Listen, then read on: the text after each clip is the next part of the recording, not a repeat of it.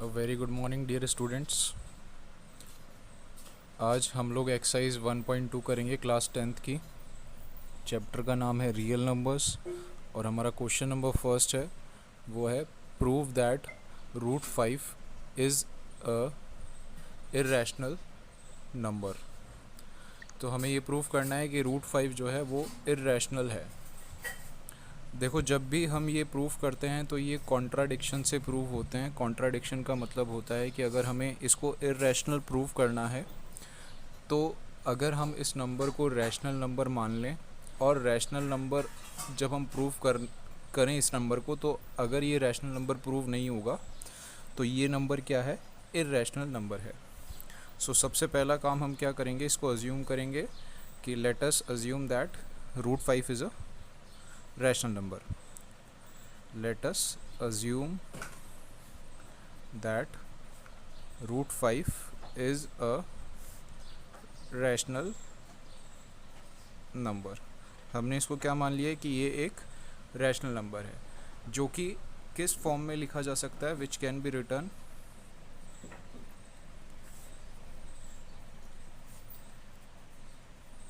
Return in the form p by q and where q is not equals to 0। ठीक है, यहाँ पर एक और चीज़ p by q के फॉर्मेट में हम लिख सकते हैं, और p एंड q क्या है, को प्राइम नंबर्स हैं। p एंड q आर को प्राइम नंबर्स हमने समझा था पिछली एक्सरसाइज में भी।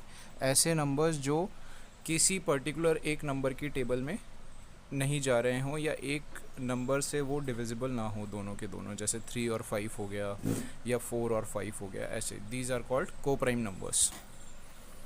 सो हमने अज्यूम किया है कि रूट 5 क्या है, एक रैशनल नंबर है जिसको हम किसकी फॉर्मेट में लिख सकते हैं, p बाय q की फॉर्मेट में। नाउ हम क्या करेंगे, स्क्वायरिंग बोथ साइड।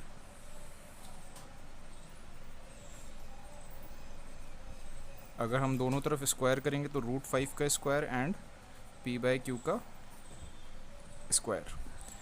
रूट 5 का स्क्वायर होता है हमारा 5, p का स्क्वायर p स्क्वायर एंड q का स्क्वायर q स्क्वायर। ये q ऊपर जाके मल्टीप्लाई हो जाएगा तो 5q square is equals to p square. यहाँ तक आपको समझ में आ गया कि 5q स्क्वायर किसके बराबर हो जाएगा, p स्क्वायर के बराबर हो जाएगा। इससे हमें क्या पता लगता है कि जो p स्क्वायर है वो किससे डिविजिबल है, 5 से डिविजिबल है। यहाँ पे हम लिखेंगे p square is divisible by 5।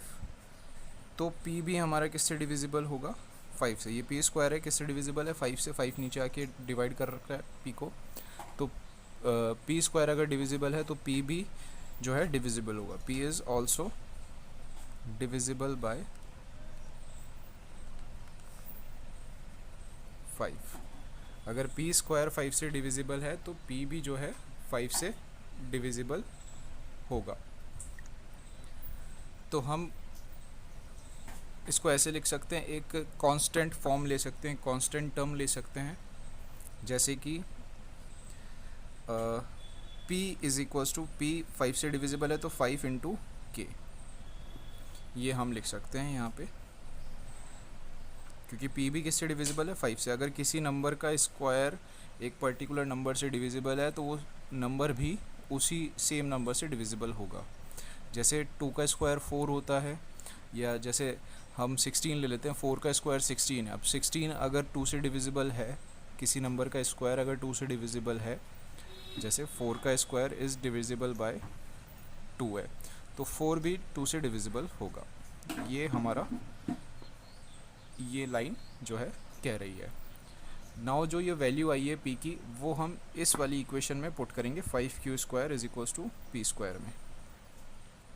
तो 5q square is equals to p की जगह हम क्या लिख सकते हैं, 5k का होल स्क्वायर।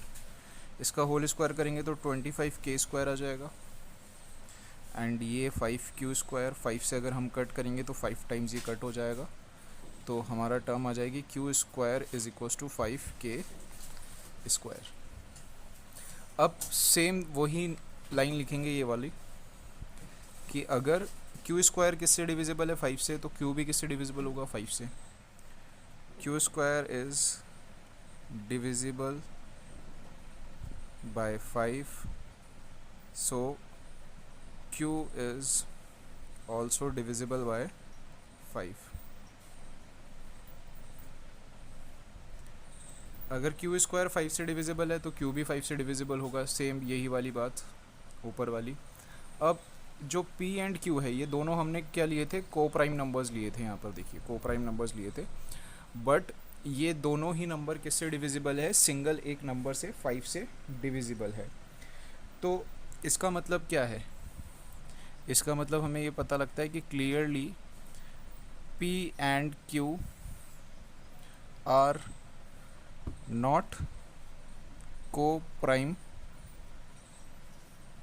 नंबर. ठीक है, जो पी एंड क्यू है वो क्या है, को प्राइम नंबर नहीं है. बट हमने तो अज्यूम किया था कि पी एंड क्यू को प्राइम नंबर है और हम इसको रेशनल नंबर की फॉर्म में लिख सकते हैं. तो जो हमारा अजप्शन था, आवर अजप्शन इज़ रॉन्ग. जो हमने अज्यूम किया था वो गलत अज्यूम किया था. और रूट 5 क्या है, is an irrational number. Irrational number. आप इसको याद करने के लिए स्टेप्स भी बना सकते हैं. जैसे फर्स्ट स्टेप में आपने ये लाइन आपको याद होनी चाहिए कि लेट अस अज्यूम, हम अज्यूम कर लेते हैं कि रैशनल नंबर है. फिर ये सोल्यूशन वाला पार्ट आप सेकंड स्टेप में डाल सकते हैं. देन ये थर्ड स्टेप में आपका वैल्यू पुटिंग वाला, दोनों के दोनों. एंड ये लास्ट लाइन आपको कि जो हमने अज्यूम किया है वो गलत अज्यूम किया है, hands it is a irrational number. हमारा सेकंड क्वेश्चन है, फर्स्ट क्वेश्चन हमने कंप्लीट कर लिया. अब सेकंड क्वेश्चन है, प्रूव दैट 3 + 2√5 इज इर्रेशनल.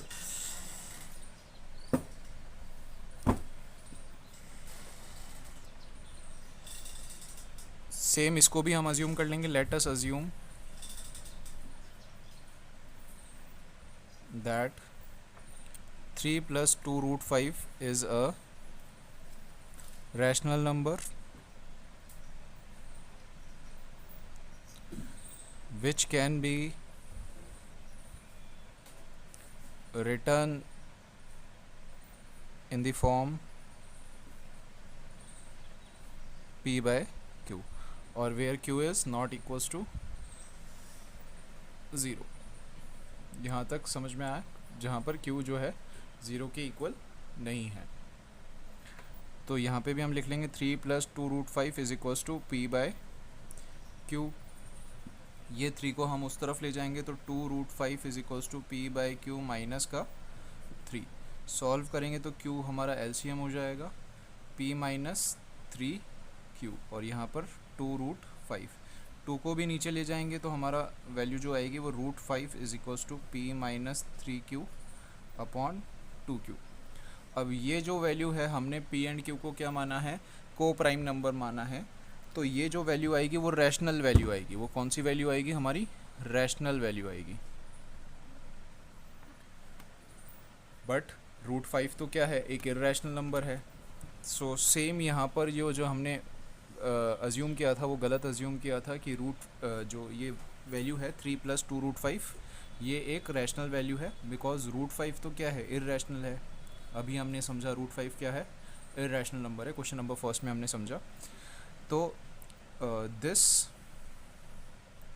आप इसमें लिख सकते हैं, दिस की जगह लिख सकते हैं since p and q are coprime, the value of √5 here is rational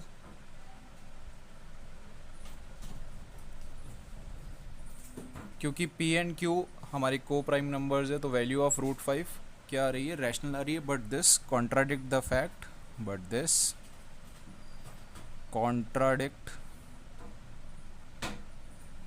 fact, that √5 is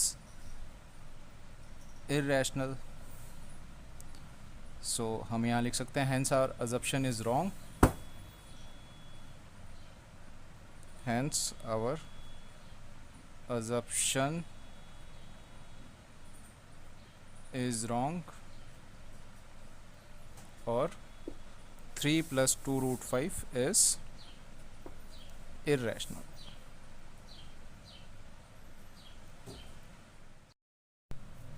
हमारा थर्ड क्वेश्चन है कि 1/√2 को हमें क्या प्रूफ करना है, इर्रेशनल प्रूफ करना है.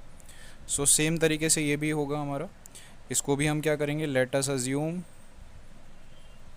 कि 1/√2 इज़ रैशनल, जिसको हम p बाई क्यू की फॉर्मेट में लिख सकते हैं. तो हम क्या लिखेंगे, 1/2 is equals to p/q.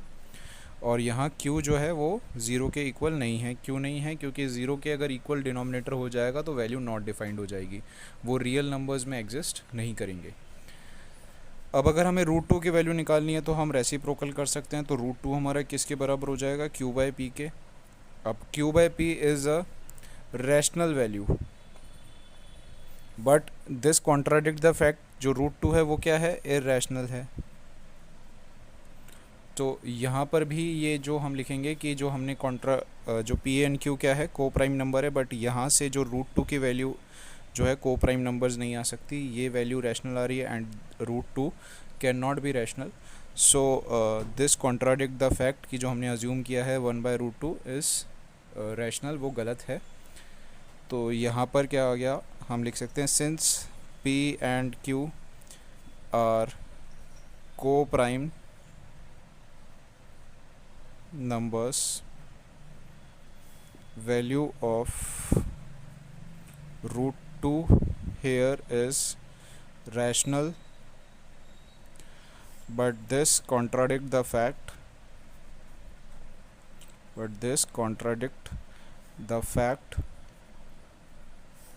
that √2 is irrational. सो फिर हम लिखेंगे hence our assumption is wrong and 1/√2 is a irrational number. यहाँ पे irrational नंबर.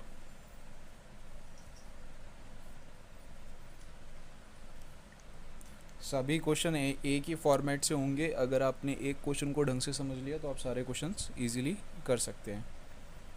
नेक्स्ट क्वेश्चन हमारा है कि हम 7/√5 को 7 × √5 को हमें इर्रेशनल प्रूव करना है. सेकंड है हमारा 7/5 को हमें क्या प्रूफ करना है, इर्रेशनल प्रूफ करना है. सेम यही लैंग्वेज यहाँ लिखेंगे और मैं लिख नहीं रहा हूँ, आप वापस से इसको रिपीट कर सकते हैं. वही language, let us 7/5 be a rational number which can be represent in the form of p/q.